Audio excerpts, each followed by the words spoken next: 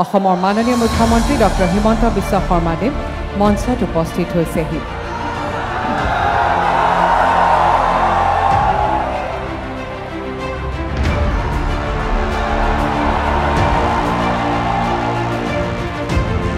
কথা দিয়া মতে ৰাজ্যত অব্যাহত নিকা নিযুক্তিৰ অনিৰুদ্ধ যাত্ৰা। চৰকাৰী চাকৰি পাবৰ কাৰণে কাকো 1 টকাও ঘোষ দিব নালাগে। আমি 1 টকা দি চাকৰি পোৱা নাই আৰু আগলৈও কাকো 1 টকাও আমি ঘোষ নিদিওঁ। টকা পইচাৰ খেলা আমি শেষ কৰিব খুজিছোঁ। পুলিচৰ কাম দুখীয়াৰ বিৰুদ্ধে লাঠি চলোৱা নহয়। পুলিচৰ কাম হৈছে অপৰাধীৰ পিঠিত দাণ্ডা চলোৱা। খাটি খোৱাজনৰ ঘৰে ঘৰে হাঁহি বিৰিঙোৱাৰ এয়া এক অপ্ৰতিৰোধ যাত্ৰা।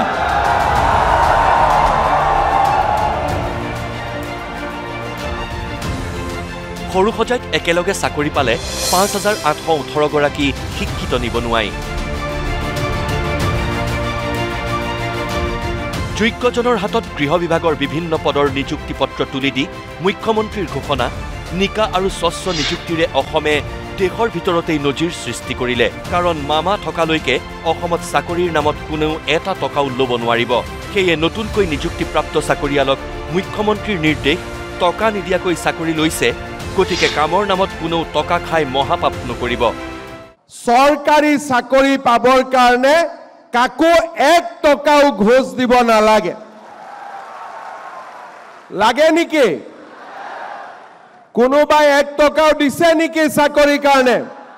এই 5,000 চাকৰি যোগ হৈ যোৱাৰ লগে লগে চাকৰি 1,40,000 পাৰ হ'বগৈ। গৌৰৱেৰে সৈতে ক'ব পাৰোঁ যে ভাৰতৰ ভিতৰত অসম এনেকুৱা এখন ৰাজ্য য'ত চাকৰি পাবলৈ 1 টকাও কাকো ঘোষ দিব নালাগে, তামোল পাণ এখনো খুৱাব নালাগে। আৰু কোনোবাই যদি 1 টকাও ল'ব খোজে আপোনালোকে মোক জনাব। চাকৰি লোৱাৰ আগতো পইচা দিয়া নাই, চাকৰি লোৱাৰ পিছতো আমি কাকো টকা নিদিওঁ। ই আমাৰ প্ৰতিজ্ঞা হ'ব লাগিব। আৰক্ষী হোৱা মানেই প্ৰত্যাহ্বানৰ কাম। প্ৰতিটো পলতেই সন্মুখীন হ'ব লাগে বিপদৰ। সেয়ে নৱনিযুক্ত প্ৰাৰ্থীলৈ মুখ্যমন্ত্ৰীৰ এটাই অনুৰোধ, চাকৰিত যোগদান কৰাৰ পূৰ্বে গাঁৱৰ নামঘৰ অথবা মন্দিৰটোত সেৱা কৰিব, যাতে নেদেখাজনৰ আশীৰ্বাদ সদায় শিৰত থাকে। পুলিচ মানে চেলেঞ্জৰ কাম। পুলিচে মাজে মাজে বিপদৰ লগতো মুখামুখি হয়। চাকৰি পোৱাৰ আগতে, যোগদান কৰাৰ আগতে ঘৰৰ নামঘৰ মন্দিৰত আপোনালোকে সেৱা কৰি আহিব, যাতে ভগৱানে আপোনালোকক গোটেই জীৱনজোৰা আশীৰ্বাদ দি থাকে। যাৰ যাৰ নামঘৰ, যাৰ যাৰ মন্দিৰ, সকলোতে চাকি এগছ আৰু কিবা এটা আগবঢ়াই আপোনালোকে প্ৰাৰ্থনা কৰি আহিব, যাতে আমি সদায় নিৰাপদে থাকি সুৰক্ষিত থাকি অসমৰ ৰাইজক ৰক্ষা কৰিব পাৰোঁ, অসমত আইন শৃংখলা আমি ৰক্ষা কৰিব পাৰোঁ। যিদিনাখন আমি পাছিং আউট পেৰেড ল'ম, সিদিনাখন আমি প্ৰতিজ্ঞা কৰিম যে ৰাইজৰ স্বাৰ্থত আমি মৃত্যুকো সাৱটি ল'ব ভয় নকৰোঁ। বিগত 5 বছৰত নিযুক্তি পোৱা আৰক্ষীসকলৰ এতিয়া অসমত এটা সুনাম আছে। মোক লগ পালেই গাঁৱৰ বয়োজ্যেষ্ঠজনে হাঁহি হাঁহি কয়, নতুন পুলিচবোৰে টকা নাখায়। গতিকে দুখীয়া দৰিদ্ৰ খাটি খোৱাজনৰ বন্ধু হৈ থাকিব পৰাটো অসম আৰক্ষীৰ বাবে এক বৃহৎ প্ৰত্যাহ্বান। কাৰণ অসমত এতিয়া মন্ত্ৰী বিধায়কৰ সন্তানে চাকৰি নাপায়। সেয়ে দুখীয়াজনৰ বিপৰীতে আৰক্ষীৰ লাঠি ঘূৰক অপৰাধীৰ বিৰুদ্ধেহে।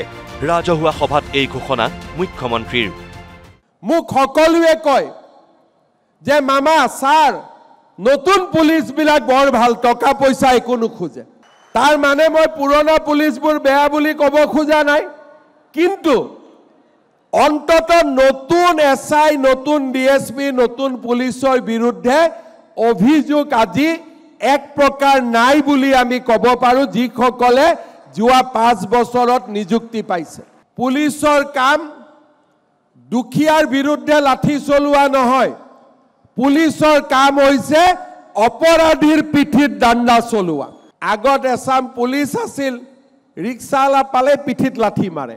কিন্তু আমাৰ ইয়াত গোট খোৱা বহুতৰ দেউতাই নিজে ৰিক্সা চলায় গাঁৱৰ খেতিয়কজন থানাত আহিলে বেয়া ব্যৱহাৰ কৰে আজি মই আপোনালোকৰ দেউতা মাক কিয় লৈ আহিব কৈছিলো কাৰণ আপোনালোকৰ দেউতা মায়ো খেতি কৰে আৰু বহুতে ঘৰৰ কাষৰ সবজি দোকানখনক গৈ 10 টকা 20 টকা 100 টকা খুজে আৰু দেউতাই ঘৰত গৈ কেনেকে দুখ কৰে তাক আপোনালোকে নিজে বুজে আজি আপোনালোকৰ দেউতাজন ইয়াত সাক্ষী হৈ আছে 5818 গৰাকীক আৰক্ষীৰ নিযুক্তি পত্ৰ দিয়াৰ লগে লগে অসমে গঢ়িলে আন এক অভিলেখ নিকা নিযুক্তিৰ সংখ্যা 1,41,194 লৈ বৃদ্ধি পালে কিন্তু ইমানৰ পিছতো মুখ্যমন্ত্ৰীৰ আক্ষেপ অসমত এতিয়াও এনে একাংশ চৰকাৰী বিষয়া আছে যিসকলে ঘোষ লোৱাৰ কৌশল সলাই দিছে টেবুলৰ তলেৰে টকা নলৈ গুগল পে অথবা চৰকাৰী বিষয়াৰ ড্ৰাইভাৰৰ একাউণ্টত টকা লোৱাৰ তথ্য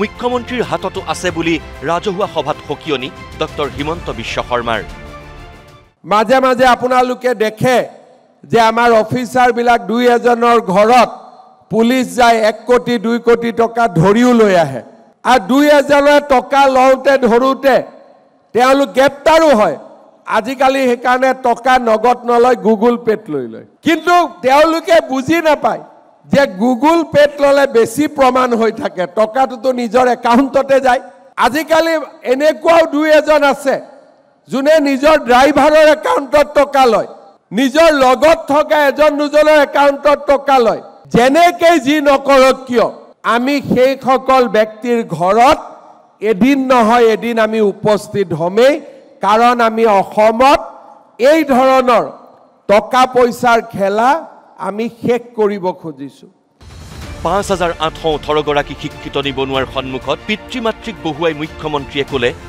চৰকাৰী চাকৰি পোৱাৰ পিছতেই কোনো সন্তানে অৱহেলাৰ চকুৰে চাব নোৱাৰিব আই পিতাইক কাৰণ আজিৰ এই স্থানলৈ আগুৱাই অনাৰ মূল চালিকা শক্তিয়েই হ'ল অভিভাৱকসকল চাকৰি পোৱাৰ পিছত দেউতা মাক আমি কোনেও অৱহেলা নকৰো কাৰণ আজি আমি যি স্থানত থিয় হৈছো কাৰ কাৰণে এইখিনিলৈকে আমি আহি পাইছো আমাৰ দেউতা মাৰ পৰিশ্ৰমৰ কাৰণে আজি আমি এই স্থানত থিয় হৈছো দেউতা মা অবিহনে আজি আমি এই স্থানত উপস্থিত নহলুহেঁতেন যেতিয়া আমি জীৱনত হাৰি যাওঁ মাৰ ওচৰত গৈ আমি কান্দো কিন্তু সেইজনে আটাইতকৈ ভাল সন্তান যিজনে জীৱনৰ সফলতাৰ সময়ত দেউতাক মাকক কৃতজ্ঞতা জনায় আৰু জীৱন জুৰি দেউতাক মাকক সেৱা আগবঢ়ায় ব্যুৰো ৰিপৰ্ট নিউজ লাইভ